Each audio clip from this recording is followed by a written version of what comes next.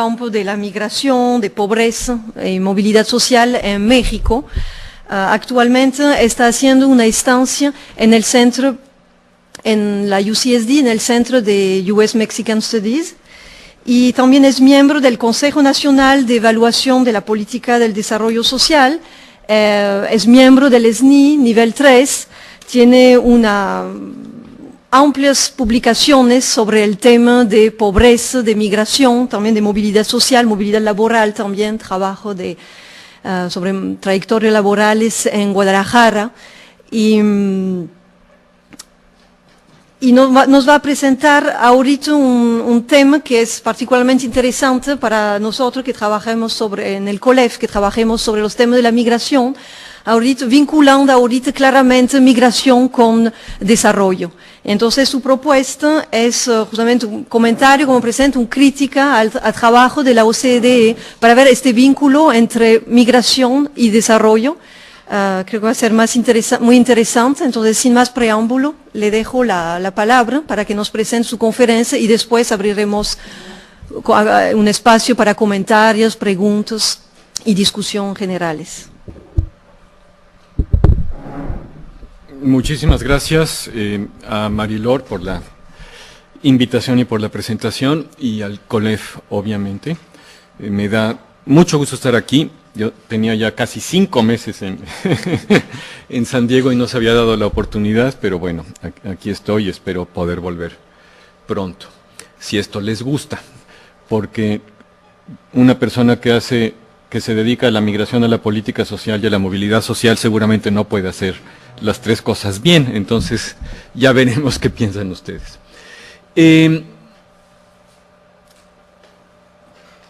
Hay un paradigma que ya está empezando a madurar, yo diría, que es el paradigma de la migración y el desarrollo. Puede citarse tal vez su lanzamiento de manera más sistemática en el año de 1999, con un libro llamado precisamente Migration and Development, que escribieron Nyberg Sorensen y Nick Van Heer, de Oxford. Y aunque el libro en sí mismo era un libro analítico y bastante frío, sirvió de lanzamiento para un entusiasmo generalizado sobre la posibilidad de que la migración fuera un instrumento de desarrollo en el mundo. Y a partir de eso se han nombrado, se han creado y a veces incluso han recibido presupuesto políticas que tratan de fomentar el desarrollo a partir de la migración. Bueno, estamos ya casi a 10 años de ese momento y en México seguimos siendo bastante escépticos al respecto, pero el movimiento internacional de migración y desarrollo sigue.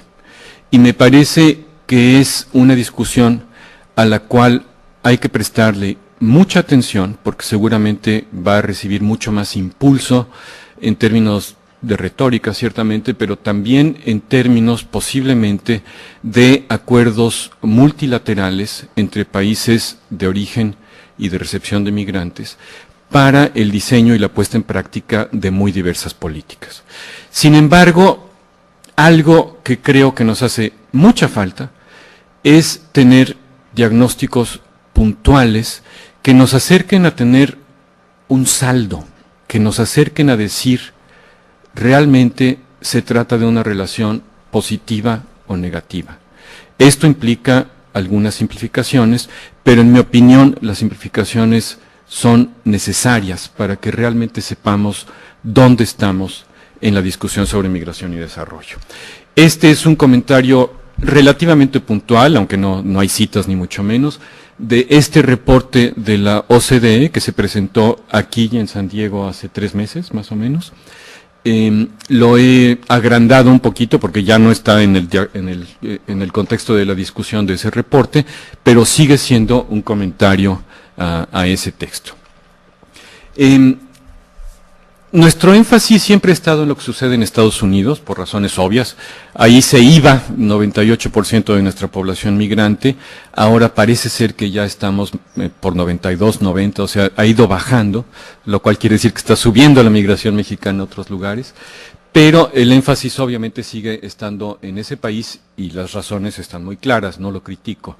Sin embargo, esto quiere decir que prestamos mucha menos discusión, mucho menos interés a las discusiones multilaterales.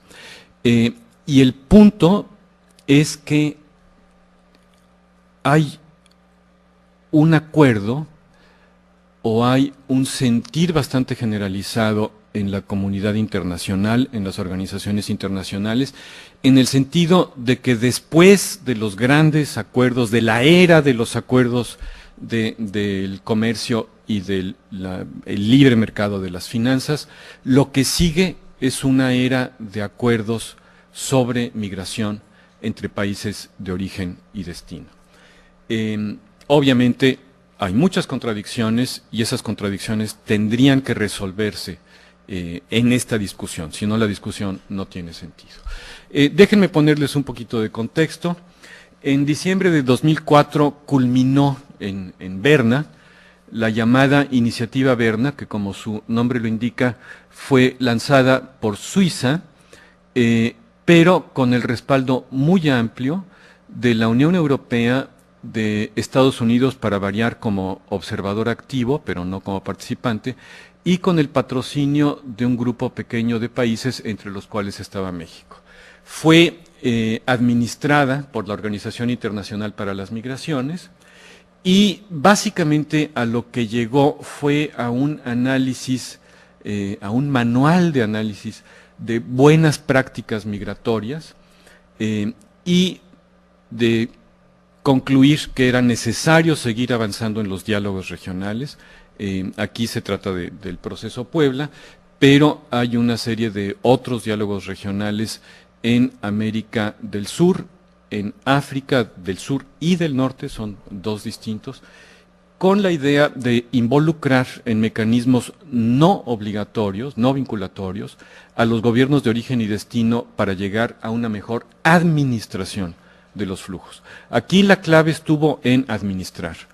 Y el punto de la iniciativa de Berna es decir, todos los países son países de origen, de destino y de tránsito. Por lo tanto, todos los países necesitan desarrollar políticas coherentes en estos tres ámbitos. No hay países puros ya en el mundo, todos tenemos extranjeros, todos tenemos nacionales en el extranjero, etc.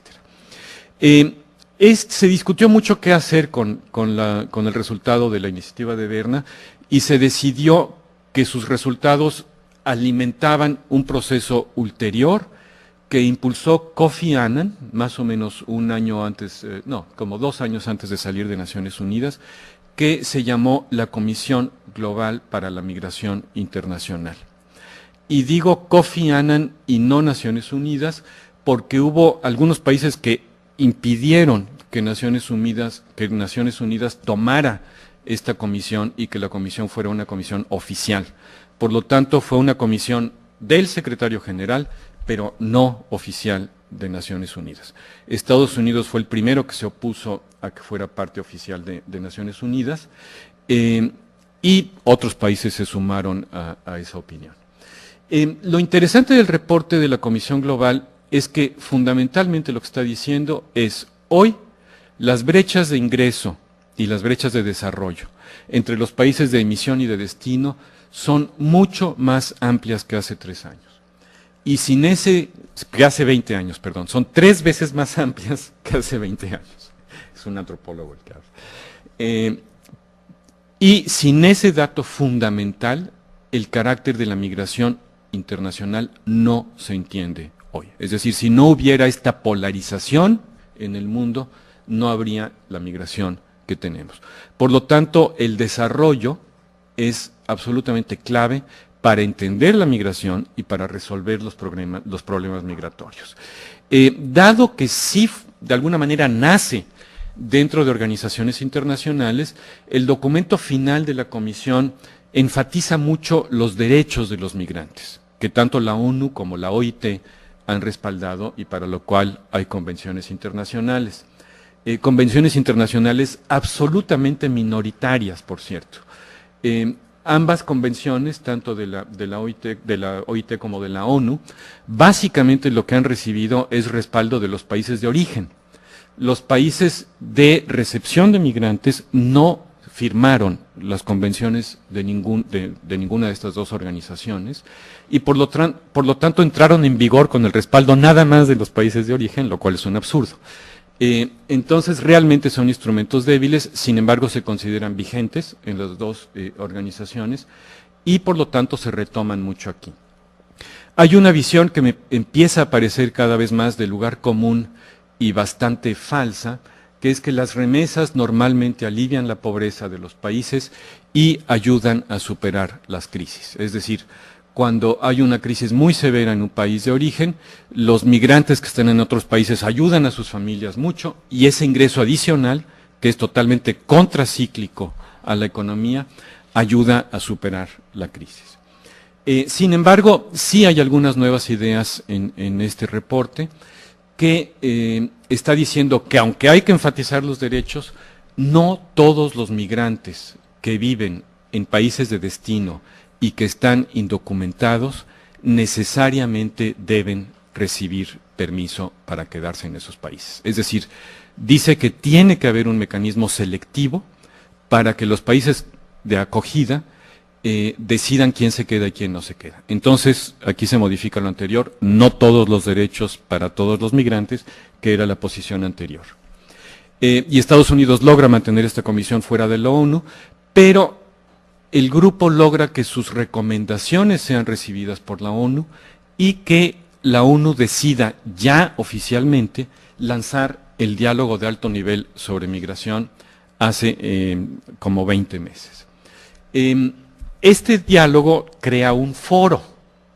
Ustedes van a decir, bueno, estamos en la comisión de la comisión de la comisión, más o menos, ¿no?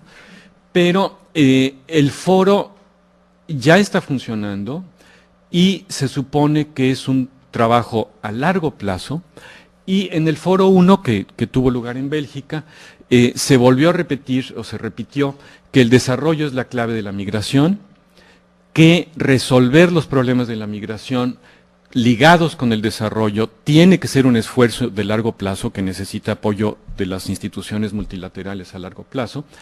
El foro mismo es un espacio para discutir estas políticas. Los países de origen y de destino tienen que compartir la responsabilidad y se da una plataforma para compartir experiencias. Hubo 3 temas que se discutieron en el foro. El primero es capital humano y movilidad, que ahorita van a ver ustedes, un problema muy importante para la Unión Europea, especialmente en relación con África. Y aquí la pregunta es si es posible que el capital humano vuelva o beneficie de alguna manera a los países de origen cuando de esos países salen personas altamente calificadas. En segundo lugar, las remesas y las diásporas, que este es uno de los temas más trillados del paradigma de migración y desarrollo.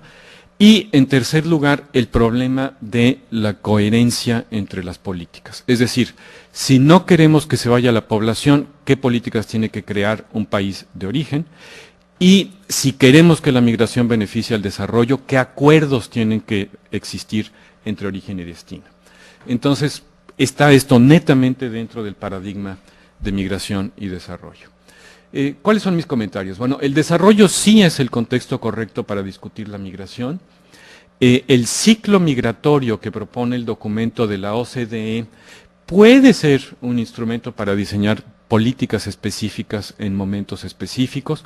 Lo que esto quiere decir es que cuando inicia un flujo, y básicamente lo que está pasando es que la gente se está yendo de un país, lo que se requiere son políticas para moderar esa salida o para seleccionar a las personas que se van de tal manera que su partida no dañe el desarrollo de un país. En un segundo momento se consolida la transnacionalización de la diáspora y entonces lo que hay que fomentar son políticas de remesas y de desarrollo para que lleguen los recursos de esas personas. Y en un tercer momento de lo que se trata ya que está despegando el desarrollo del país, es de atraer de regreso a los migrantes, lograr que sus inversiones disminuyan la pobreza y promuevan el desarrollo. El reporte es sensible a situaciones perversas e incluye ejemplos negativos. Entonces, quiero decir, no es 100% entusiasta, sí incluye la revisión de algunos problemas, ¿no? La sección de los peros es la más larga y con letras más chiquitas, espero que la vean. Bueno, en primer lugar, me parece que hay que resolver una tensión entre los migrantes y los países. El paradigma de migración y desarrollo no aclara cómo se resuelve la tensión entre el interés del migrante y el interés del país. Para el país de origen, aparentemente lo mejor es que el migrante esté mandando remesas continuamente y que finalmente regrese al país a invertir. Esto no necesariamente es lo mejor para el migrante. Muchas veces para el migrante lo mejor es quedarse en el país de destino y tener éxito allí. Estar mandando remesas al país de origen empobrece al migrante y dificulta su asimilación. Por lo tanto, los intereses no son naturalmente coincidentes, al contrario. En segundo lugar, entre política económica y política migratoria. Una gran cantidad de remesas en zonas muy pobres crean mucha inflación y pueden dañar a las personas más pobres que viven en esos lugares. Por lo tanto, la interacción entre economía y migración no es necesariamente positiva, aunque obviamente si las remesas llegan a llegar, perdón por el pleonasmo, a los más pobres pueden estar disminuyendo la pobreza. Y por último, entre países de origen y destino. A los países de origen lo que les conviene es que se vayan los más pobres, que esos más pobres remitan dinero a los hogares más pobres de sus países, ¿no? Y que finalmente lleguen con ahorros, disminuyan la pobreza, inviertan en zonas marginadas. Pero a los países de destino, el único consenso que realmente existe es que lo que les conviene es atraer personas altamente calificadas y que esas personas se asimilen, no que vuelvan, ¿sí? Entonces, lograr consenso con los países de destino para que las personas mantengan esos lazos, inviertan en sus países de origen y regresen, no es algo en donde haya coincidencia. El reporte menciona algunas situaciones que no llega a llamar perversas, pero que yo sí, y lo que señala es que la fuga de cerebros es particularmente costosa y que curiosamente los países más afectados por la fuga de cerebros son los más pobres del mundo. Si ustedes revisan el perfil educativo de los mexicanos en Estados Unidos, bueno, el 90% no tiene estudios universitarios.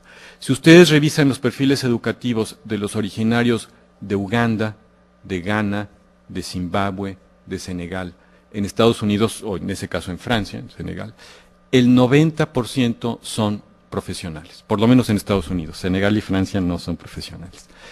Pero en Estados Unidos los originarios de África, pero enormemente son profesionales, ¿no? Y lo que esto ha provocado es que se desaparezcan sectores completos y claves de la economía en algunos países de origen. No solo han desaparecido las enfermeras y los médicos, sino que ya no hay enfermeras y médicos que estén en las escuelas de medicina. Entonces, realmente la capacidad de estos países de generar su propia demanda o de satisfacer su propia demanda de estos profesionales es cada vez peor, ¿sí? Y se trata además de los países más pobres. Sin embargo, lo que dice el reporte es que estos países ofrecen una oportunidad excepcional precisamente para probar las políticas que fomenten el desarrollo, eso dice. Los países más pobres mandan los migrantes más altamente calificados a los países de la OCDE y estos migrantes además remiten menos. ¿Por qué? Porque normalmente son migrantes legales, ¿sí? Que son recibidos con gusto por las políticas migratorias de esos países y pueden reunificar a sus familias con mucha facilidad en los países de destino. Entonces, no se generan remesas a los países más pobres y en todo caso, si se generan, van a familias riquillas, digamos, familias que pudieron pagar la universidad de sus hijos. Entonces, no alivian la pobreza.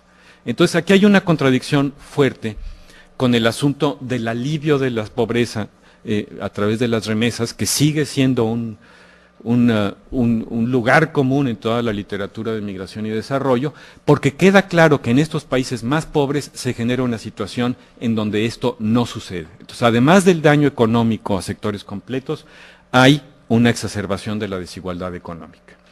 Entonces, la pregunta aquí es si conviene diseñar programas de trabajadores no calificados para los países más pobres, que es un poco la respuesta.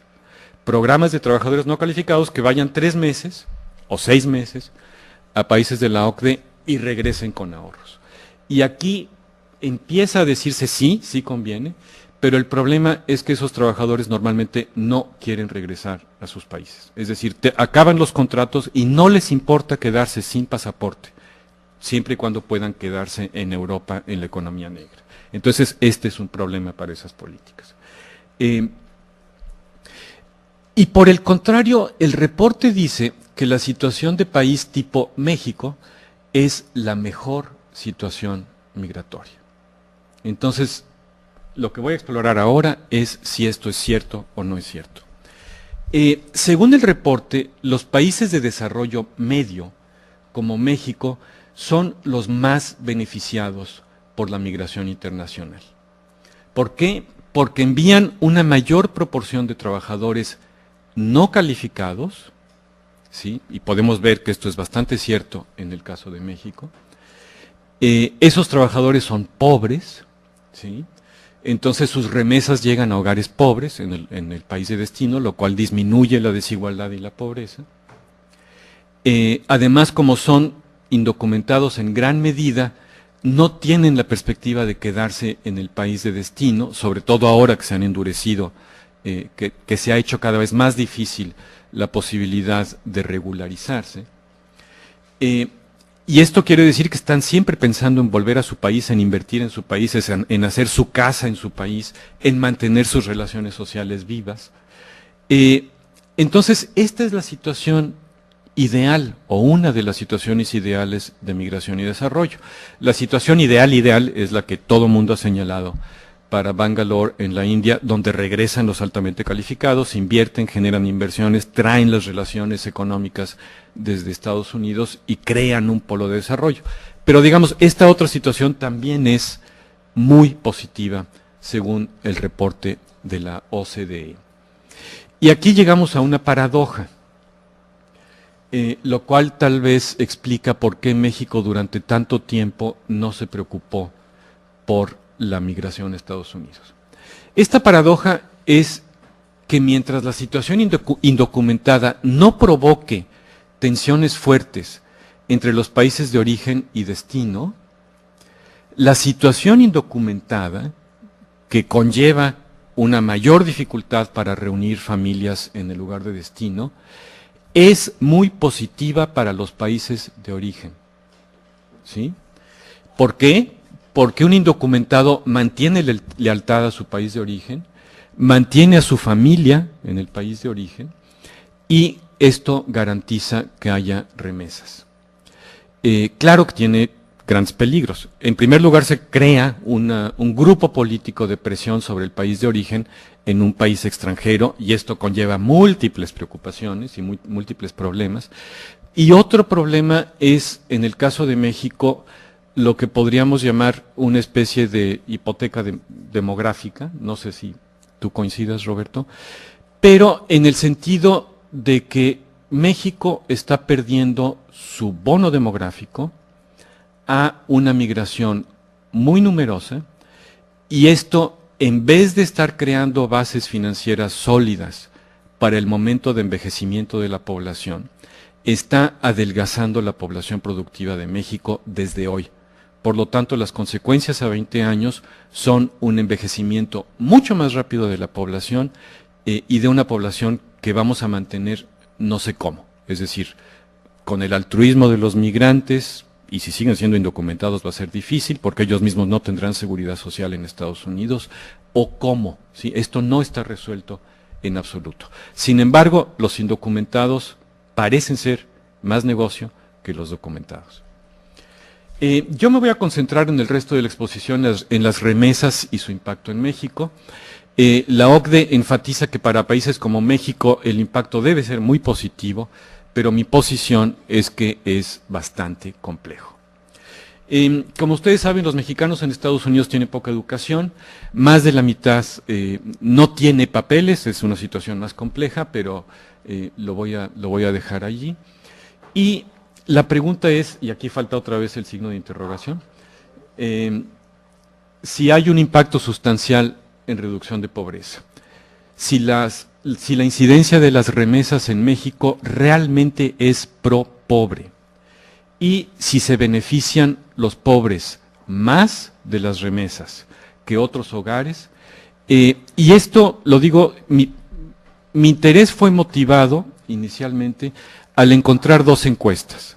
La ENCEL, que es una encuesta de evaluación del programa Oportunidades, que se concentra en hogares rurales muy pobres en el año 1998, y la EREM, que es una encuesta llevada a cabo en ciudades del occidente de México, que básicamente se concentra en población no pobre. Bueno, si uno revisa la ENCEL, lo que uno ve es que las remesas que mandan los migrantes a los hogares rurales más pobres de México son inferiores a un salario jornalero en esos mismos lugares de origen. Y esto sin tomar en cuenta que además la migración cuesta, es decir, sin restarle a ese ingreso lo que costó la migración indocumentada. Por lo tanto, parece ser que los hogares más pobres están perdiendo ingresos cuando los pobres migran. La EREM, sin embargo, tiene un hallazgo contrastante. Como dije, son hogares urbanos con personas con mayor escolaridad y que no son pobres, y su remesa promedio es de $280 al mes, cosa que está por arriba del salario que ganan los jóvenes educados con prepa en esas mismas ciudades pequeñas. Esta es del año 2000, esos salarios ya han subido, pero este es superior al ingreso de sus hermanos que se quedan. Entonces parece ser que para los hogares urbanos no pobres, la migración sí es negocio, pero para los pobres no. Como dije, fue un primer hallazgo muy poco sistemático y decidí que había que seguirlo sistematizando. Simplemente si extrapolamos a conclusiones a partir de esto, lo que esto querría decir es que las remesas están aumentando la pobreza y la desigualdad. Los pobres se quedan con menos, la clase media de escolaridad preparatoria en realidad sí está ganando.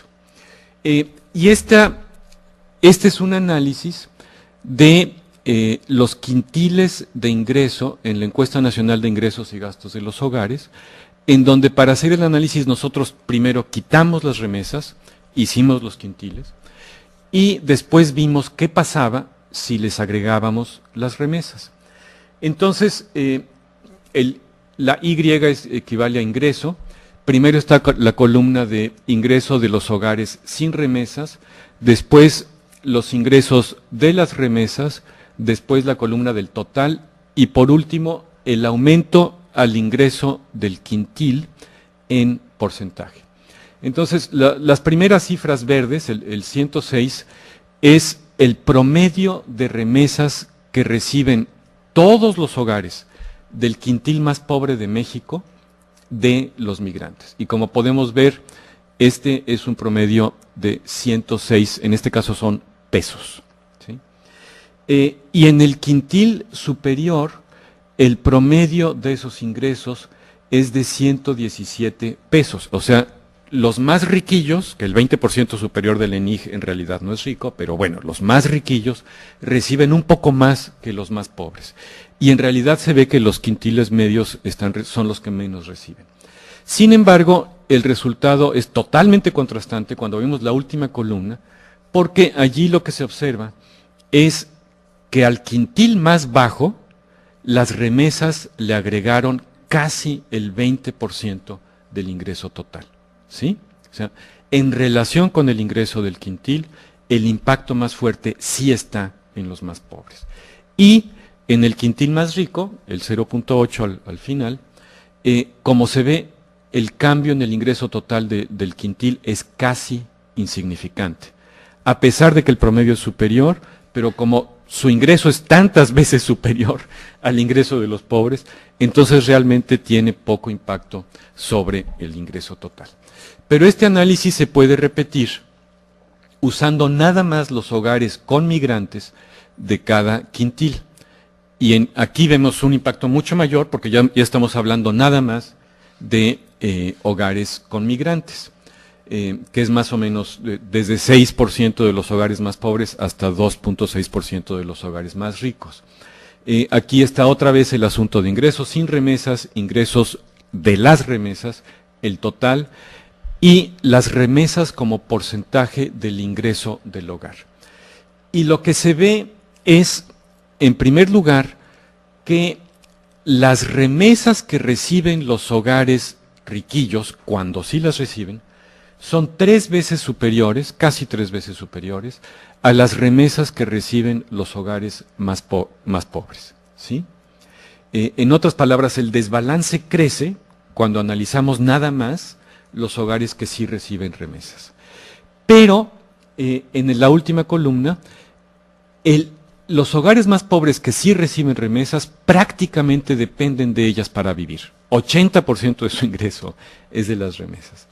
Y mientras que los hogares más ricos, aunque reciban más, en realidad reciben una proporción mucho menor de su ingreso, aunque esas remesas sean el triple de las remesas de los ingresos de los hogares más pobres.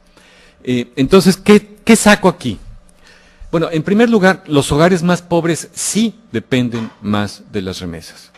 O sea, si tuviéramos de repente una crisis como la que se planteó en Arizona, en el sentido de volver ilegal el envío de remesas a países de origen, sí tendríamos un problema de pobreza acendrada en México, ¿sí? Probablemente catastrófica para muchos de estos hogares. Se trata del 6% de los hogares pobres, pero de todas maneras es una cantidad significativa de personas. Las remesas son una mayor parte de los ingresos de los pobres, pero el 20% superior recibe mayor cantidad total, como acabamos de ver, ¿no? Entonces, ¿cuál es la lección para el desarrollo? Bueno, las remesas sí están provocando algo de alivio a la pobreza en México, aunque parece que nuestro foco o nuestro centro de atención está mal puesto. Si queremos una política de migración y desarrollo, no debemos centrarnos en el impacto sobre pobreza, sino tal vez en el potencial de inversión de hogares riquillos, que en realidad son hogares de clase media. Allí podemos tener que, o bien hay mucho consumo conspicuo, y pensamos en coches, electrodomésticos, cosas así, o bien realmente hay un potencial de inversión que realmente no se está aprovechando. Y claro, uno dice esto, entonces ya el gobierno federal crea un programa de inversión para migrantes, pero ese programa de inversión para migrantes tiene 3 pesos de inversión gubernamental. Es decir, el impacto retórico es muy fuerte, el impacto en el financiamiento del desarrollo es 0 prácticamente. Bueno, una segunda estimación. Vamos a ver esto de las remesas desde otro tipo de ángulo. Las remesas han crecido rapidísimo, aunque hay un debate que no está del todo cerrado sobre si realmente crecieron tanto, pero el hecho de que están creciendo rápido hasta el año pasado, ahora ya se estancaron, realmente no está a discusión, ¿sí? Una tasa de crecimiento mínimo de 8%, según las cifras que manejó Cedesol, o del 15% con las cifras que manejó el Banco de México. Entonces, la pregunta aquí es, bueno, ¿realmente las remesas ya han jugado un papel muy dinámico en la reducción de la pobreza en México? Y este es el pleito entre Cedesol y Banco de México. Banco de México dice, son las remesas las que han reducido la pobreza, y Cedesol hasta 2006 decía, no, son las políticas sociales las que han reducido la pobreza en México. Entonces, no quiero tomar partido en este debate, pero tenemos muy buenas fuentes. La ENIG hace análisis ya no solo de los ingresos de los hogares, sino del detalle de los ingresos de los hogares por concepto de programas gubernamentales. Entonces ya se puede responder esta pregunta. Lo que se encuentra, no sé si, este es la peor, no es cierto, hay un cuadro todavía peor que el que sigue, pero ¿qué tanto ven? ¿Sí? ¿Se ve? ¿Sí? Qué bueno. Ayer estuve tratando de agrandar los tipos para que no fuera difícil. Lo que se puede ver es que la pobreza sí se ha reducido, ese cuadro no lo traigo, bueno, sí lo traigo, pero no está en esta presentación. Se ha reducido bastante sustancialmente en zonas rurales. Aquí se analiza únicamente la composición del ingreso del 28% más pobre de los hogares rurales, que es el que nos interesa, los pobres. Y lo que se puede ver en primer lugar es que el trabajo asalariado ha aumentado mucho como fuente de ingresos, ¿sí? 65 pesos. Las transferencias, sin embargo, en términos relativos, han aumentado muchísimo más. Estas transferencias incluyen remesas, regalos internacionales y programas gubernamentales en efectivo. De hecho, el aumento por transferencias aumenta un poquito más que el aumento por trabajo, ¿sí? Es 75 más que 65. Pero la composición de este aumento es lo que quiero desagregar para que ustedes lo puedan ver. Podemos ver que de las remesas, el aumento de 75 solo fueron 17 pesos, ¿sí? O sea, una cuarta parte, menos de una cuarta parte del aumento vino de remesas internacionales, a pesar de que de 92 a 2006 las remesas internacionales se multiplicaron, según las fuentes, 6 veces, o sea, 600%.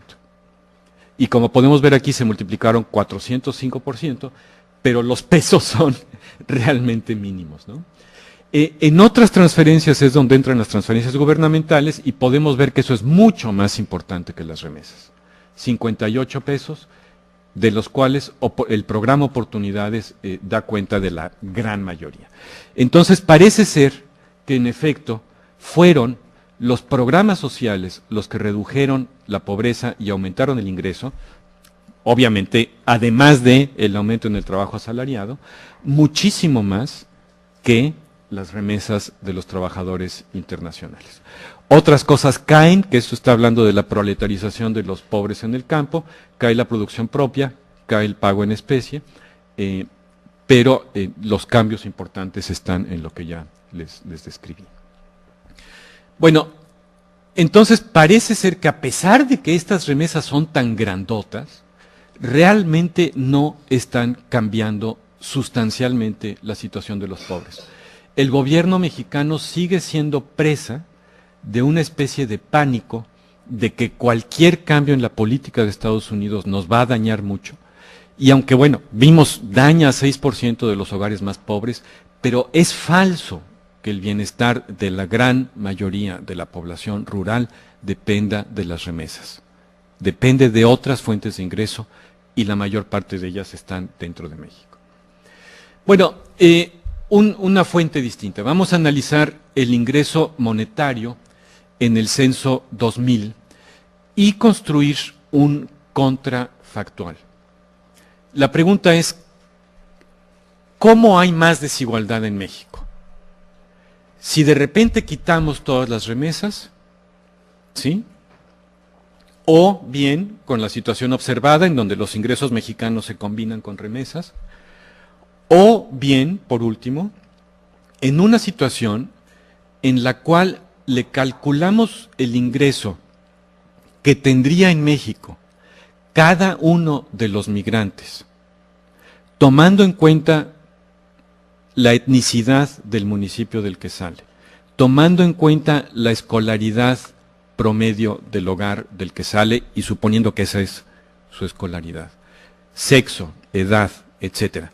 Si les ponemos ese ingreso mexicano a los migrantes, ¿la desigualdad es mayor o menor que con estas otras dos situaciones, ¿sí? Y la conclusión es que el escenario más desigual es un escenario sin remesas, analizando nada más a los hogares que reciben remesas, realmente con un índice de Gini prácticamente catastrófico. Pero son hogares nada más, son únicamente los hogares que reciben que tienen migrantes, perdón. La situación observada es una situación en donde la desigualdad baja mucho, ¿sí? Baja a 0.53, que es casi, que es de hecho el Gini observado en el país en el año 2000, pero la situación menos desigual todavía es aquella en la cual les ponemos a los hogares el ingreso adicional del migrante si se hubiera quedado en su pueblo de origen, ¿sí? No es un promedio urbano del ingreso de los migrantes, es lo que ganaría en su municipio de origen, tomando en cuenta las características que ya les dije. Entonces, el cuadro que resume esto es el primer renglón es el que ya les dije, y en el segundo renglón estoy tomando la misma estimación, pero nada más poniéndoles ingreso a los hombres que viajan. ¿Por qué? Porque la tasa de participación de las mujeres en el ingreso monetario de los hogares en el campo es bastante baja, ¿sí? Entonces les ponemos a las mujeres 0 y suponemos que ellas no trabajarían si se hubieran quedado, y entonces vemos lo que sucede. Y lo que sucede es prácticamente lo mismo. Sin embargo, trabajando aquí con los marginales, lo que esto significa, por cierto, es que es mucho más negocio para un hogar que sea una mujer que no gane ingreso monetario en el lugar de origen, la que viaje a Estados Unidos y genere remesas, y no que un hombre lo haga, ¿sí? Por cierto, ese es un colofón de género que convendría discutir. Pero bueno, por último, este es el último punto. El reporte realmente parece bastante mesurado, es decir, tiene algunos ejemplos catastróficos, como los de los países más pobres, que ya les comenté, pero no plantea una cuestión que para mí es esencial, ¿sí?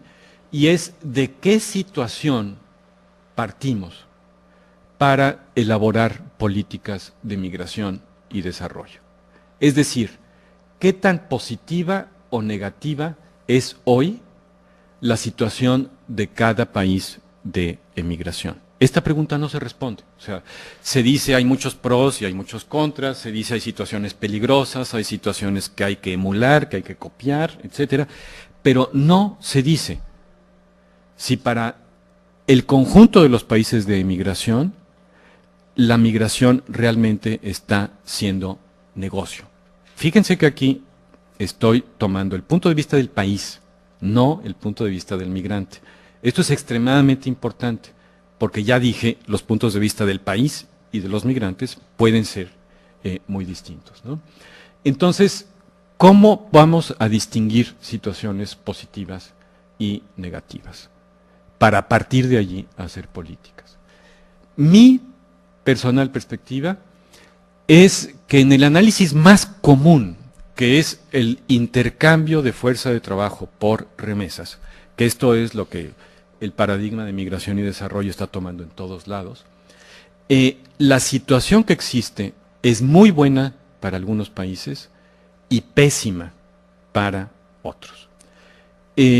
Entonces, realmente el punto de partida de estas políticas es totalmente distinto dependiendo del país que se esté analizando. Y esto es lo que realmente no creo que ustedes puedan ver. Pero bueno, les voy a leer los países y explicar esta tabla. Lo que estoy calculando, ¿cómo se calcula el ingreso per cápita de un país? Bueno, el ingreso per cápita de un país se calcula para toda la población, no nada más para la población económicamente activa, ¿sí? Entonces, lo que yo he hecho es tomar la diáspora completa de un país en Estados Unidos, ¿sí? Y ver el monto promedio de las remesas que esa diáspora manda, o sea, la remesa per cápita de los nacionales de un país en Estados Unidos a su país, ¿sí? Y comparar eso con el Producto Interno Bruto per cápita del país. ¿Cuál es la idea? La idea es que si tienes un índice de 1, lo que esto quiere decir es que cada migrante en Estados Unidos te está reportando en remesas más que el promedio del PIB en tu país, ¿sí?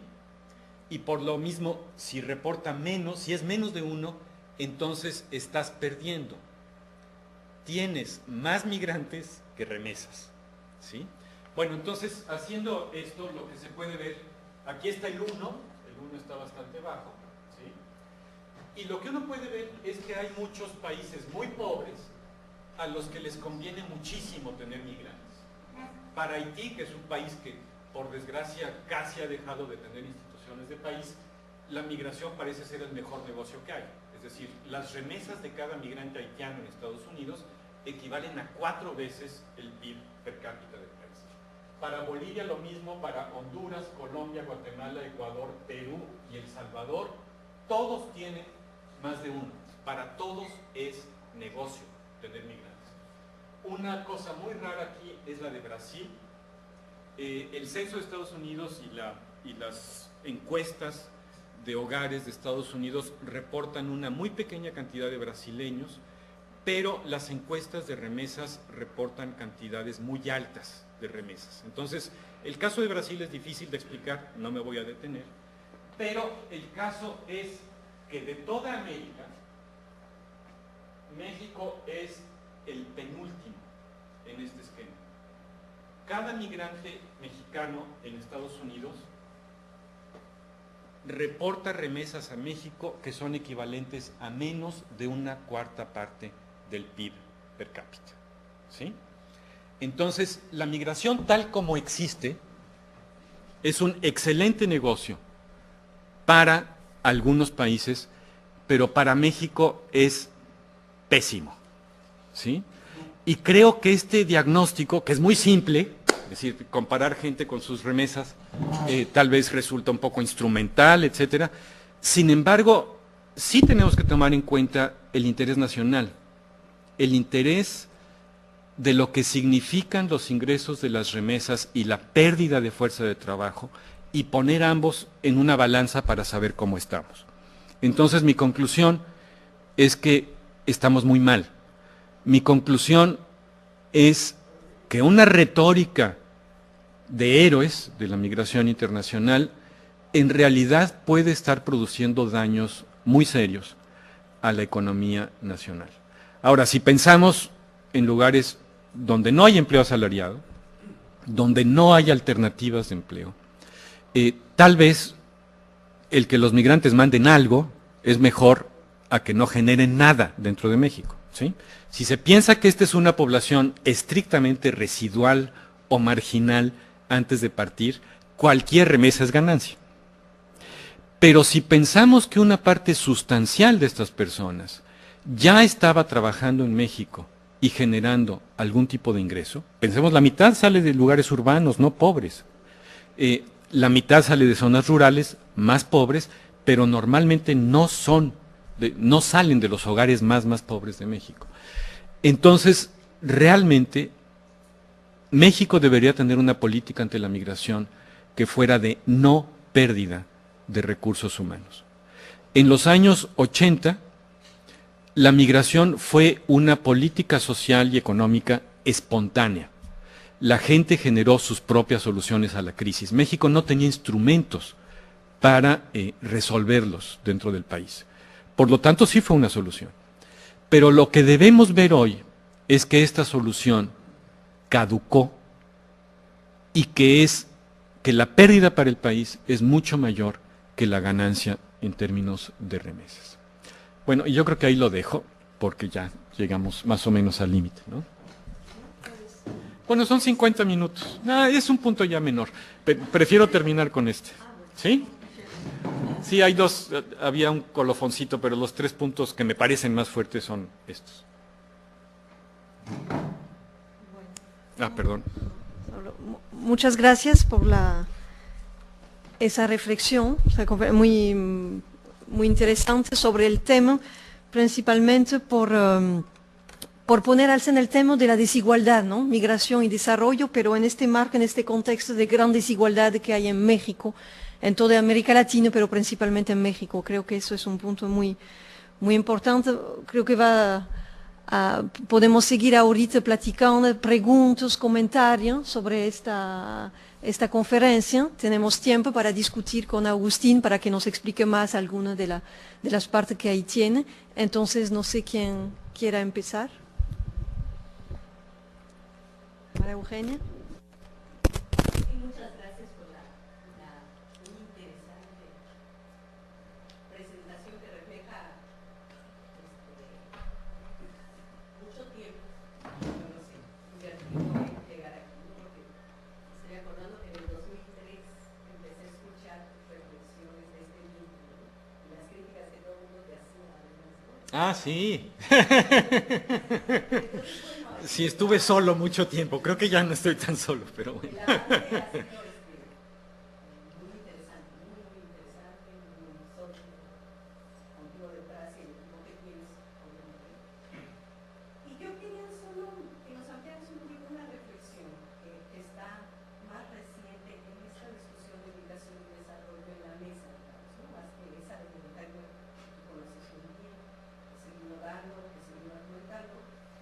Más recientemente hay un acuerdo que atender el fenómeno de la migración o de la pobreza es muy distinto y sus determinantes estructurales, digamos, es muy distinto a atender a los migrantes y los pobres. Que habría que, digamos, epistemológicamente, si tú lo concibes como atender a los migrantes y los pobres, estás ya en el resultado, pero no en la causa.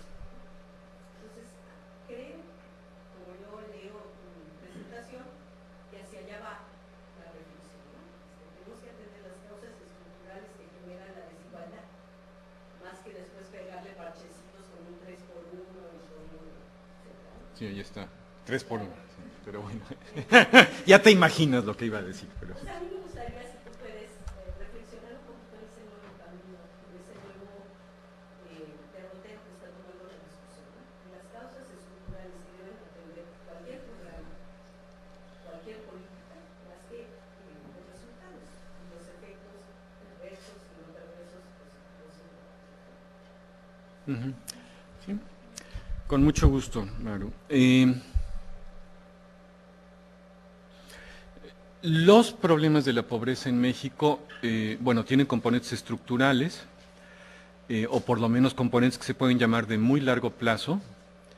El origen de la llamada crisis agrícola o crisis agropecuaria en México no es de ayer. Hay una sobresimplificación de la discusión espantosa.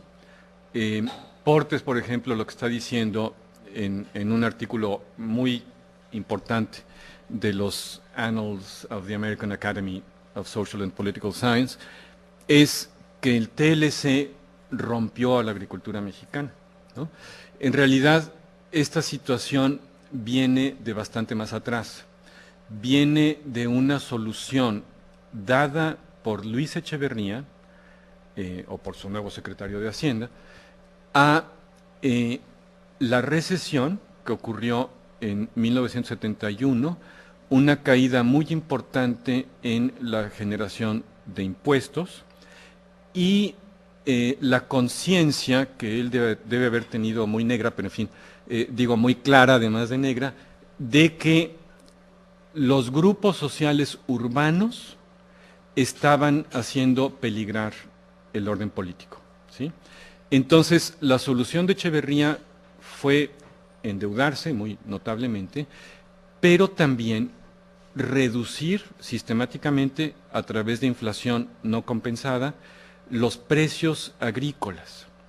De tal manera que de 1970 a 1975, el gobierno pagó por tonelada de maíz mexicano 1,000 pesos y por tonelada de maíz importada 1.600 pesos. O sea, realmente se sacrificó la agricultura al orden económico y político urbano, además un subsidio a los salarios urbanos, desde los años 70, ¿no? Entonces, gran parte del problema está desde allí. Decimos ahora que el TLC rompió los precios de la agricultura, es una mentira. Fue en los años 70 parcialmente compensado con el bienestar petrolero, pero no totalmente, porque las devaluaciones le pegaron mucho a los insumos agropecuarios. Y después, ya en 86, se institucionaliza la apertura agrícola, con lo cual los precios se mantienen bajos. Pero el TLC prácticamente no afecta, es decir, afecta marginalmente, pero no es el causante de esta crisis, ¿no? Entonces, hay un componente de muy largo plazo que básicamente ha convencido a los agricultores, con razón, de que si no llegan a cierta escala para hacer que sus negocios sean negocio, producir para el mercado mexicano no tiene ningún sentido, ¿sí? Es decir, se produce para la subsistencia en los hogares pobres, pero no para ninguna otra cosa. Entonces, creo que esto que yo también llamaría un paradigma, ¿no?, de que ya nos la creímos que fue el TLC el que causó todo y de que no hay manera de arreglarlo, es falso, sí hay manera de arreglarlo. De hecho, los subsidios, no sé si esto lo tengo aquí, no. Los subsidios a la agricultura son hoy 50% superiores a, en términos reales, todo lo que tú quieras, a los subsidios que tenía la agricultura en 1981. Se calcula que el subsidio al PIB agrícola era del 20% en 1981 y hoy es del 30%. Sin embargo, los subsidios hoy están muchísimo más dirigidos a los segmentos de grandes productores y grandes comercializadores. Si no tienes el recibo de una gran comercializadora formal por tu cosecha, no participas en la mayor parte de los incentivos. Recibes Procampo, pero no ninguno de los otros mecanismos que son los que son muchísimo más cuantiosos. Todo el mundo dice que Procampo es el más grande. Lo que hace la Zagarpa es muy interesante. Procampo, en términos individuales, es el programa que tiene más fondos en la Zagarpa. Pero los programas que subsidian a los productores están dispersos en 20 o 30 programas y esos fondos son 3 o 4 veces superiores al Procampo. Y esos son los que benefician a los agricultores ricos. El Procampo tampoco beneficia a los agricultores pobres, pero bueno. Ok, entonces yo diría, el cambio de paradigma en la agricultura es absolutamente fundamental y en este momento es particularmente oportuno dado el incremento internacional en los precios agrícolas. Es muy importante que no solo se subsidien los precios al consumidor, porque en el campo muchos de los campesinos son deficitarios y seguramente no van a tener acceso a esos subsidios. Entonces, hay que fomentar la producción de pequeña escala de manera urgente. Y esto emplearía gente también. Bueno, como siempre, una excelente presentación, doctora de Agustín, y también muy provocativa y provocadora, porque si bien de alguna manera reafirmas cosas que se han dicho por años con respecto a la migración internacional, interesantes que parecen nuevas, sobre todo con el uso de las encuestas, ¿no? Que una encuesta te muestra lo tradicional, hemos dicho, que son los sectores medios los que migran, que han migrado, que son los que tienen la posibilidad de hacerlo, pero nuevo donde parece que son los pobres los que están migrando más, que por tanto sus remesas generan pobreza. Una pregunta que tengo es, cuando dices que la migración urbana es más numerosa, estamos hablando aquí, sí, decías esto, ¿no?, que es más numerosa la migración a Estados Unidos de las localidades urbanas. Estamos hablando aquí de la división de 2.500 habitantes. ¿Cuál es la división? No, perdón, tomo la división de 15,000 y como tú sabes es más o menos 50-50. Sí,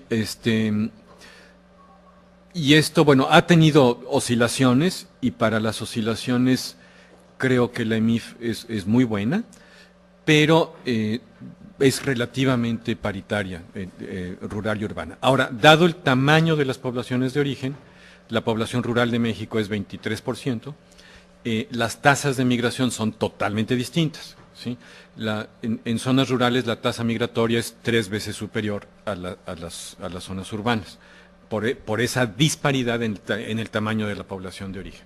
Por lo tanto, también la incidencia de la migración en los hogares rurales es más alta. Es buena la aclaración.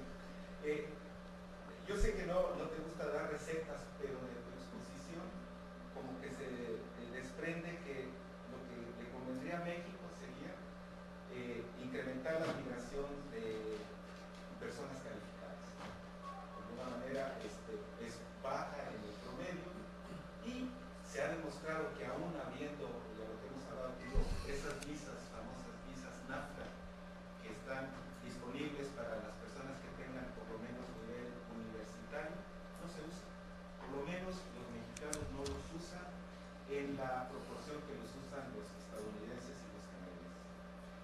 Luego la otra es, de alguna manera, pues no funciona tanto la migración de los más pobres, pero para ellos lo que hay que hacer es incrementar el gasto social.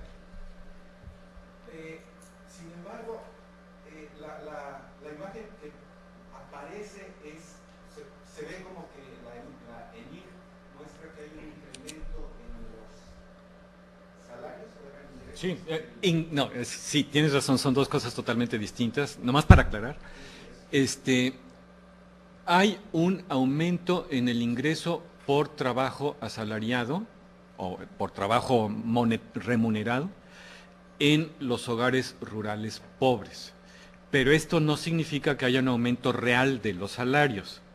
El aumento de los salarios de 92 a 2006 para estos hogares es de 4%. Pero el aumento en todo el ingreso por trabajo asalariado es como 70%. Y esto es básicamente porque más personas de estos hogares están trabajando por salario. O sea, hay un mayor esfuerzo laboral de los hogares, no un aumento sustancial de los salarios reales. Pero bueno. Entonces, esta receta que yo aquí simplificaría mucho, ¿estarías tú de acuerdo con ese incremento en la migración calificada, desalentar la migración de los más pobres e incrementar el gasto social para esos más pobres, que parece, y eso es también algo muy cuestionable, que están trabajando? Entonces, pues tú sabes muy bien, tienes estadísticas, ¿es esto una zona rural?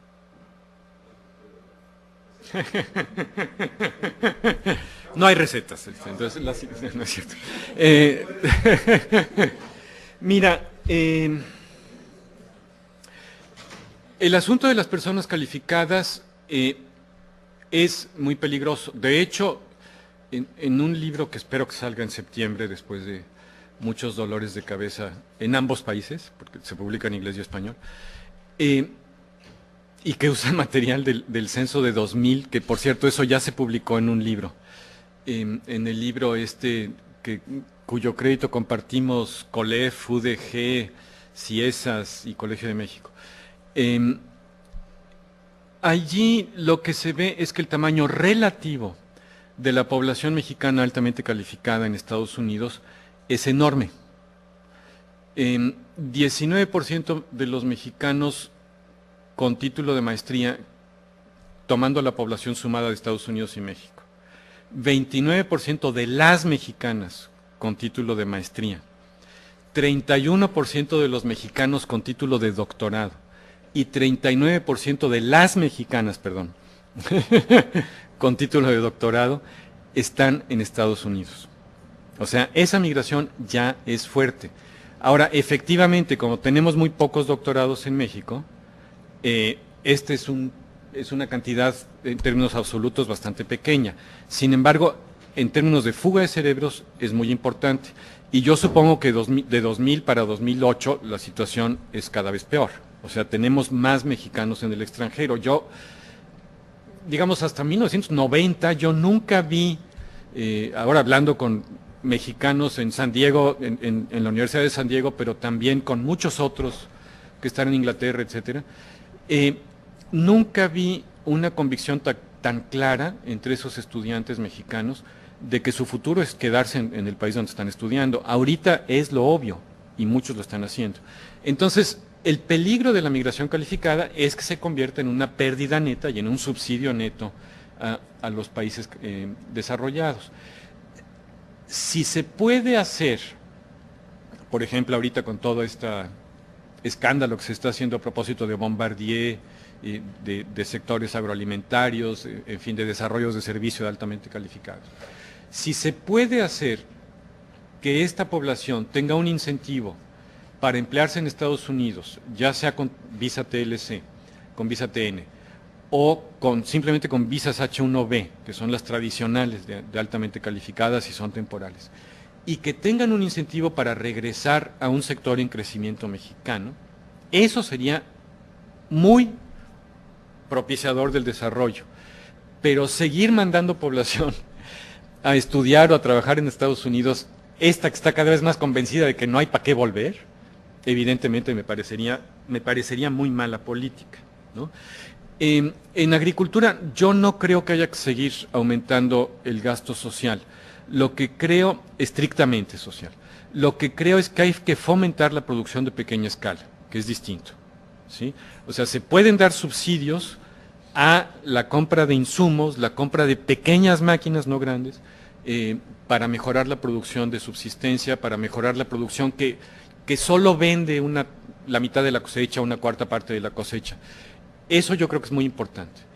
Pero no estoy pensando que se deba seguir fomentando el mecanismo de transferencias.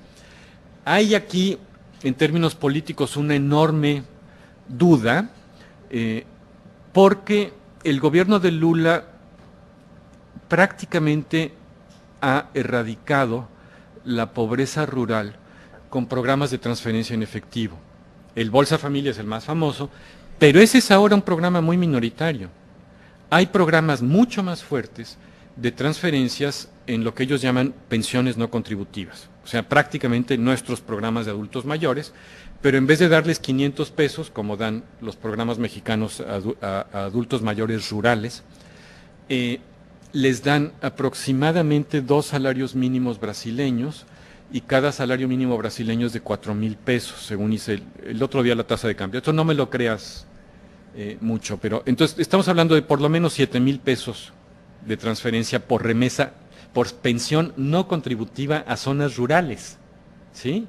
A adultos mayores. Bueno, esto acaba con la pobreza, ¿no? Y acaba también con otro problema, que es la transferencia actual, que en México es fuertísima, de recursos de la generación hábil a la generación vieja. O sea, son las personas de nuestra edad en el campo los que están subsidiando la pobreza de los viejos, que cada vez es mayor. Por cierto, son los viejos los que están volviendo al campo en mayores proporciones. De la cohorte 95, si tú analizas esos grupos que estaban en el campo y vuelves a analizar a la misma cohorte en 2005, la cohorte de más de 60 años es como 60% más grande hoy que la que estaba allí en 95 con sus 10 años menos. O sea, tratando de buscar el mismo grupo, lo que encuentras es que ha habido una migración enorme, o bien de Estados Unidos de regreso, o bien de las zonas urbanas de regreso a las zonas rurales de los viejos. Pero los viejos están siendo subsidiados por los jóvenes. Si tú generas un programa de pensiones que termine con ese subsidio, que sea suficiente para que no sea eso necesario, entonces la adquisición de activos por los hogares más jóvenes va a ser muchísimo más rápida, ¿sí? Tiene esa ventaja adicional, porque les quitas un dren enorme a sus recursos, ¿no? Entonces, no, yo me inclino más bien por pensar en la producción de subsistencia y en pensar mejor esquemas de transferencia, pero no seguirle aumentando oportunidades indefinidamente. Roberto, pues estábamos hablando del subsidio de la vejez. Mira, pues yo agradezco la presentación, las preguntas, porque de esto nada sé, ¿no? Pero y estoy aprendiendo, entonces, pero ahí hiciste algunas alusiones y me gustaría preguntar, aunque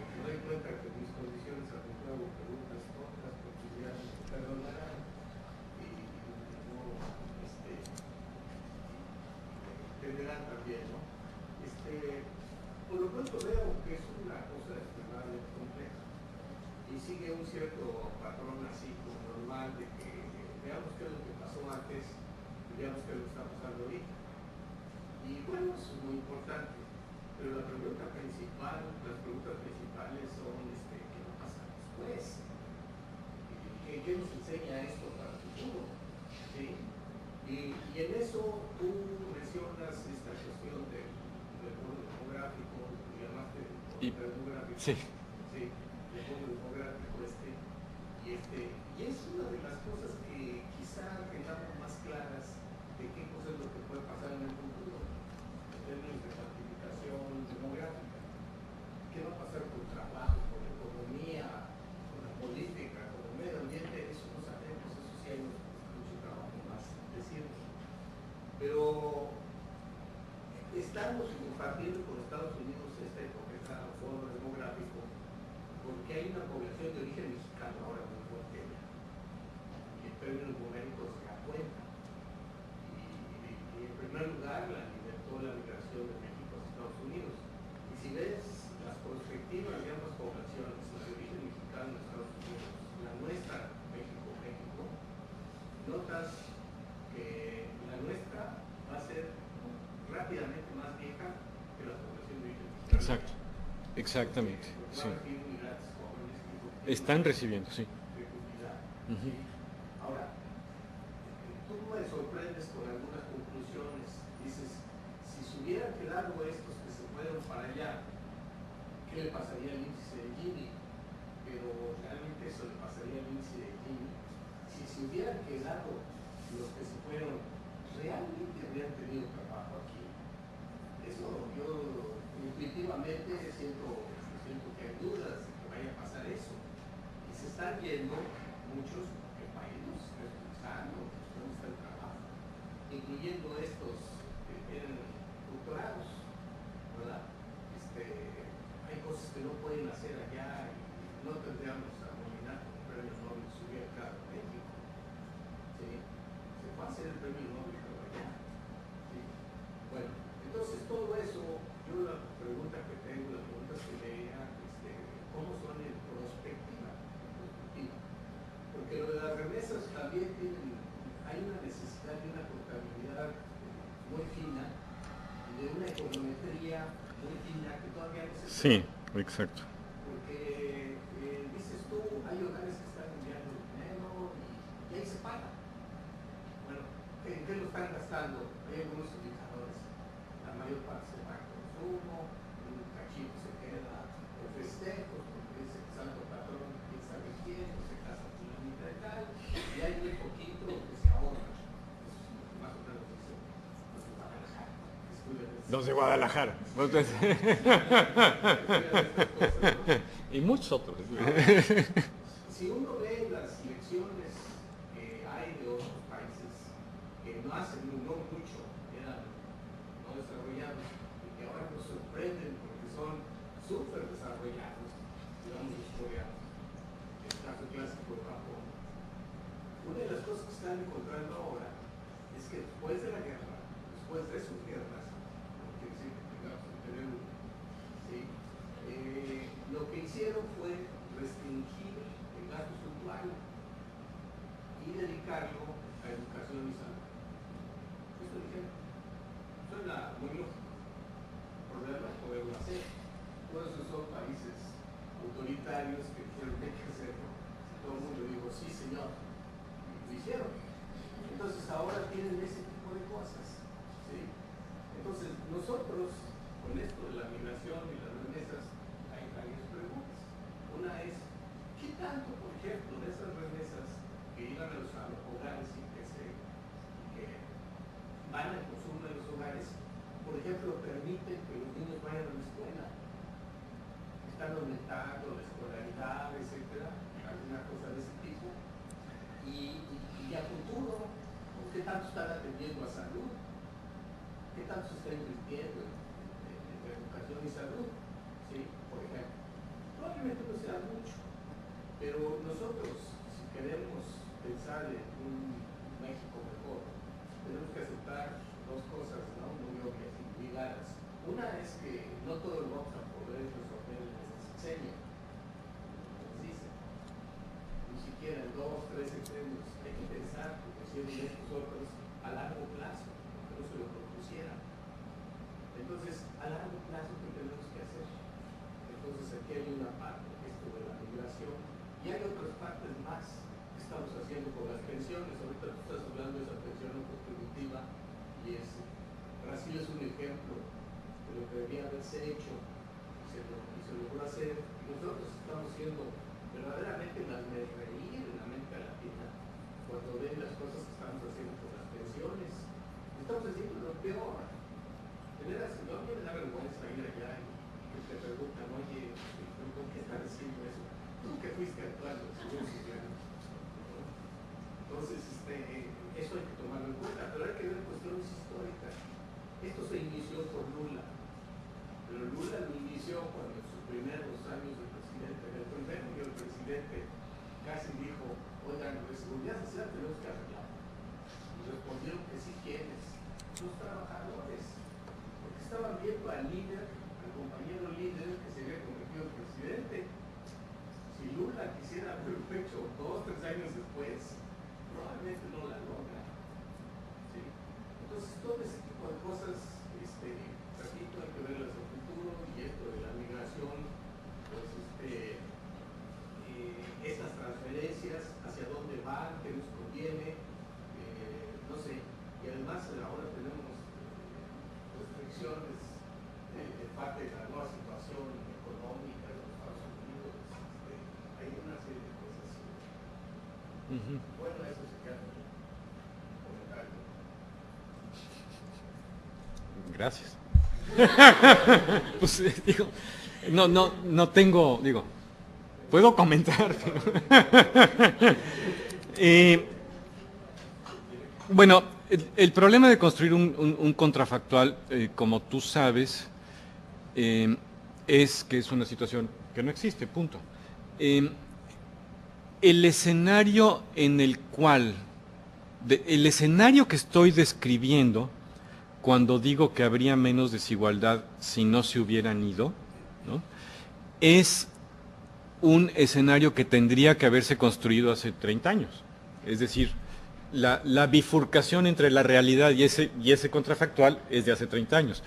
Si ahorita, regresaran a todos, expulsaran a todos los migrantes de Estados Unidos, o si ahorita simplemente dejaran de irse los migrantes a Estados Unidos, evidentemente no estaríamos en una situación del índice de Gini que yo puse.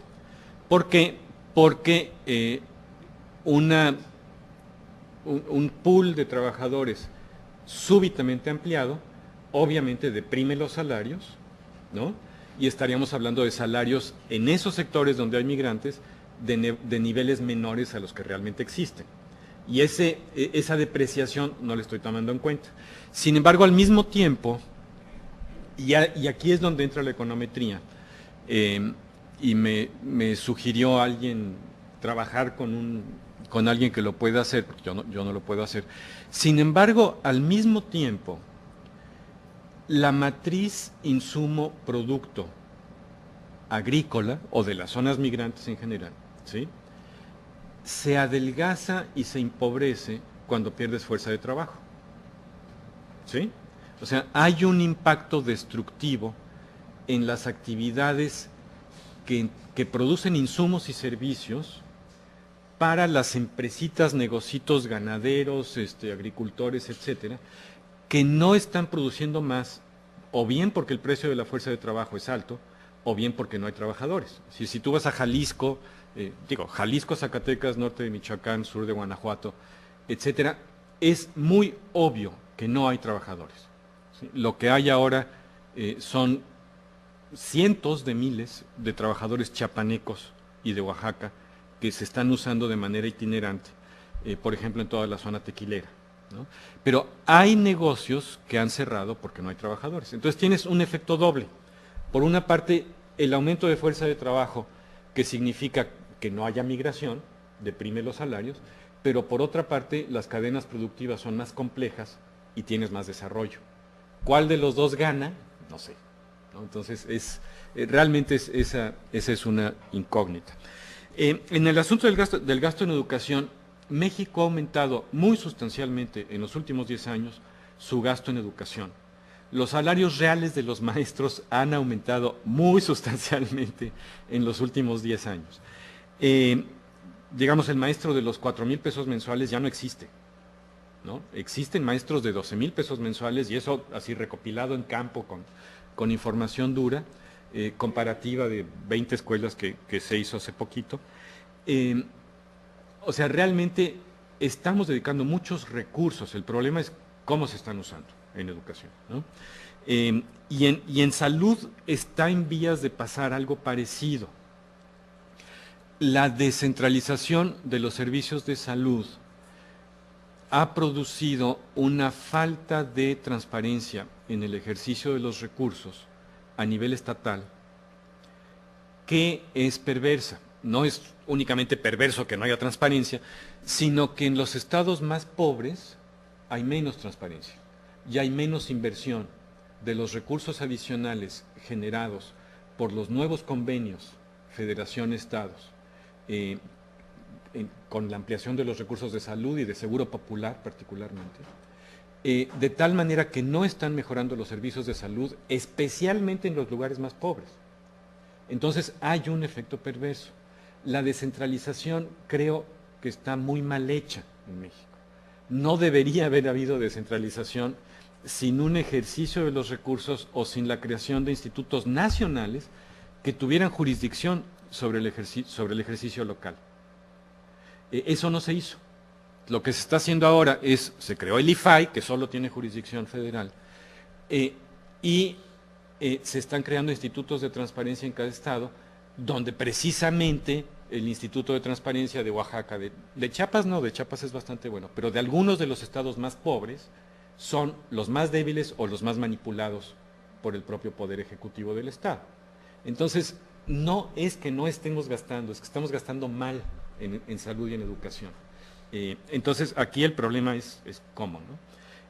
Lula, y por último, Lula entra y sí promueve fuertísimo el asunto de las pensiones, sin duda, pero los esquemas de transferencia en general los hereda de Cardoso. O sea, fue Cardoso el que generó estos primeros esquemas, ¿no?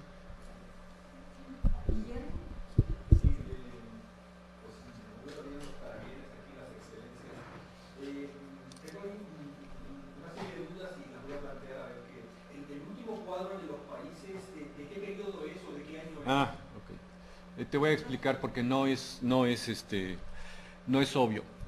Tomé el censo 2000 y la diáspora de cada país en el censo 2000 de Estados Unidos, y tomé las remesas reportadas por una encuesta llamada FOMIN, del FOMIN y del Banco Interamericano de Desarrollo, que se realizó en 2003.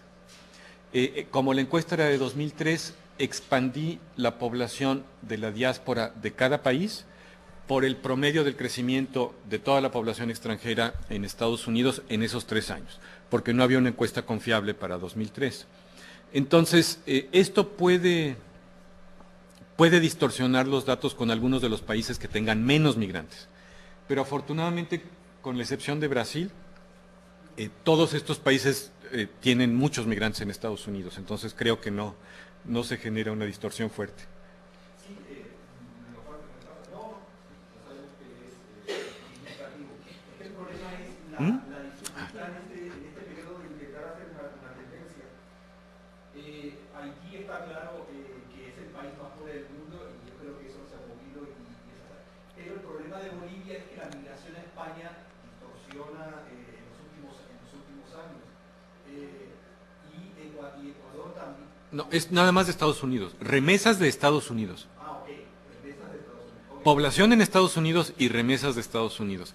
Y tienes razón, a lo mejor a ti te pasó, pero el uso de fuentes que reportan los ingresos de remesas de los países de cualquier lado del mundo, ¿sí?, fue como yo empecé a hacer este cuadro. Y cuando vi las distorsiones que me generaba, porque no se reporta la población, por ejemplo, boliviana, de Perú, de Ecuador en Europa correctamente. Es increíble la mala calidad de las fuentes europeas sobre esto. En parte yo creo que por razones políticas. Pero al hacer eso se distorsionaba todo horrible. Entonces estoy tomando nada más la población de estos países en Estados Unidos y sus remesas de Estados Unidos a esos países. Pero es que las remesas que vienen de otros países sí tienen que tocar el Producto Interior Bruto. Pero independientemente de eso, creo que estoy de acuerdo con lo ilustrativo del ejercicio. Me refiero que en los últimos años ha habido cambios. Por ejemplo, la política de Bolivia ahora con las nacionalizaciones va a impactar. A lo que me refiero es que vivimos unos tiempos en los que intentar ver una tendencia en tan corto periodo de tiempo nos va a distorsionar a lo mejor el modelo o los referentes, ¿no? Lo mismo pasa con las remesas de México. En el 2000 hablaban de 7.000 millones de dólares y en el 2006 de 23.000 millones, un poco lo que decía Roberto, ¿no? Entonces, yo creo que el ejercicio es ilustrativo, ¿no? Nos orienta, pero vivimos en los últimos 10 años, 8 años, como que ha habido cambios que nos pueden distorsionar, ¿no? Para intentar sacar de aquí a lo mejor una lectura. Como estamos hablando de remesas, el asunto del debate, ¿no? Y el dinero del narco no está llegando al campo, y por ahí va luego mi pregunta, ¿no? ¿Será todo remesas lo que llega al campo, a los pobres, o el narco también está entrando ahí al mercado, a la economía de los más marginados y pobres? Es una pregunta, ¿no? Para antropólogos, a ver qué ha visto en el campo de Jalisco, eso por un lado, ¿no? Y luego, efectivamente, la crisis actual en Estados Unidos puede impactar fuerte, crear una caída de las remesas que obliga a repensar lo que está pasando, ¿no? En las zonas marginadas y pobres del interior de México. Y la otra es las nuevas políticas de Estados Unidos, ¿no? De ahora sí vamos a devolver migrantes y ahora sí vamos en serio, que es en los últimos 2 años, ¿no? Entonces mi pregunta es su apreciación, ¿no? de lo que está pasando en los últimos años con las remesas, con la crisis económica, o con las medidas estas fuertes de Estados Unidos, que insisto, ahora sí están deportando a cientos de miles en los últimos años. Eso va a reestructurar todo lo que tú has repasado aquí en los últimos años. Es una opinión, ¿no? De cómo ves. Bueno, es posible que sí lo reestructure. Nada más quiero decir, esta es una foto. Es una foto de un año, no muestra tendencias, ¿sí? No se puede deducir de aquí ninguna tendencia. Lo que sí se observa, y este es el trabajo de Pacel y Suro en 2006, 2005 incluso creo que es el primero, es que la migración laboral hacia Estados Unidos ha sido hipercíclica, es decir, exagera los altos y bajos de la economía de Estados Unidos, ¿no?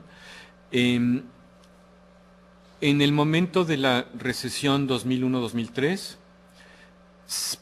se disminuyó drásticamente la inmigración laboral a Estados Unidos y la migración mexicana también.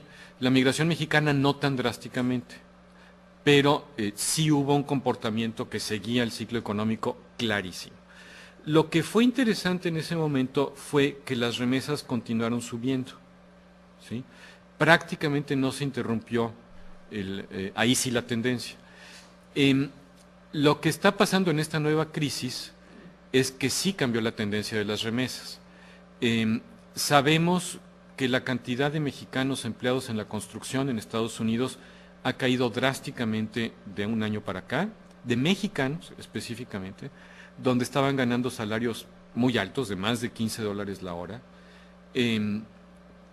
y no sabemos si eso, pero la baja de la economía mexicana en general ha hecho que se estanquen las remesas por primera vez desde que se miden más o menos confiablemente. Entonces, sí es incierto el futuro, sin que podamos decir que van a caer. O sea, el asunto de que se nos van a acabar, etcétera, es cierto, yo creo que en algún momento se van a acabar, pero no es inminente. Ha habido un estancamiento. Y el asunto de los narcos. Cuando se suspendieron las pláticas migratorias entre el gobierno de Fox y de Bush, se suspendieron, bueno, el 4 de septiembre tuvieron la última reunión, vinieron los ataques del 11 de septiembre, el 4 de septiembre ya había problemas, por cierto, pero bueno, vinieron los ataques, se suspendieron, y Fox organizó la cumbre de Monterrey en marzo de 2002, en parte con la idea de reanudar las pláticas, de hacerle un enorme favor a Bush para reanudar las pláticas migratorias. No se logró, pero lo que México iba a dar, esto se dice muy feo en mexicano, pero bueno, México dio todo lo que podía dar, entre otras cosas, una lista de 22 acuerdos que México firmó en Monterrey con el gobierno de Estados Unidos, que son todos acuerdos de seguridad. Los negociadores del acuerdo migratorio de 2001, que eran Tuirán y Moar, habían rechazado esta lista de acuerdos, una lista que ellos llamaban la lista de Ashcroft, o la lista del Departamento de Justicia de Estados Unidos. Es decir, para llegar al acuerdo, el Departamento de Justicia decía que México tenía que tomar todos estos acuerdos de seguridad. Y uno de los acuerdos, bueno, uno que es muy importante para lo que estamos diciendo hoy, es el acuerdo de la centralización de todas las remesas mexicanas a través de la Automated Clearinghouse, que es un mecanismo que se difundió muy poquito en México, o sea, el conocimiento se difundió muy poquito en México, pero lo que se dijo fue que reducía sustancialmente el costo de las remesas.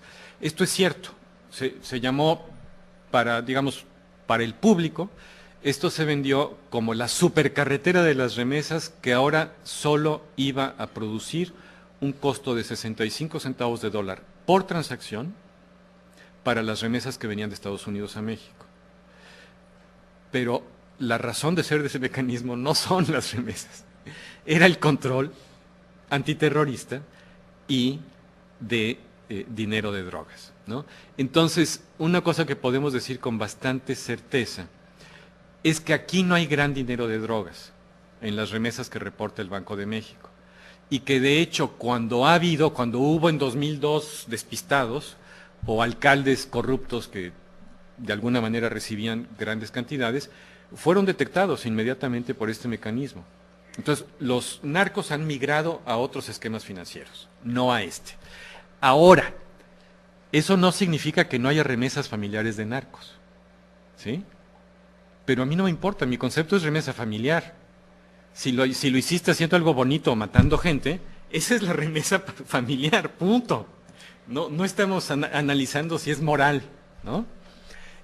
Pero los grandes pagos no están aquí. Ese es otro, se maneja por otro lado. Gracias. No sé si hay una última pregunta, comentario. ¿Sí? Miguel. Aprovechando que está aquí la gráfica esta,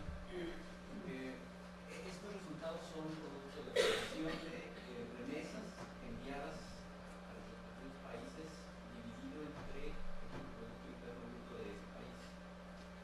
Por ejemplo, el caso de, bueno, esos resultados dependen también de que en el valor absoluto las remesas sean considerables con respecto No. al PIB. No. Si hay un guyanense, bueno, son muchísimos, pero digamos, si hay una persona de Trinidad y Tobago en Estados Unidos y esa manda $100,000, esta gráfica tendría el problema de que ese sería el rey, ¿no? Pero se trataría de una persona. No, estoy dividiendo las poblaciones totales. Está ya, digamos, controla el tamaño, ¿sí? Es la remesa per cápita, o sea, la remesa promedio. O sea que es muy simple el concepto. ¿Es remesa per cápita usando el universo del país o el universo de los migrantes? No, es remesa per cápita de los migrantes totales. Y como el PIB per cápita se calcula incluyendo niños, viejitos, todo, aquí incluyo también niños, viejitos, todo, de ese país en Estados Unidos. Foreign born, o sea, de los nacidos en este país latinoamericano nada más. Para hacerlo conceptualmente consistente.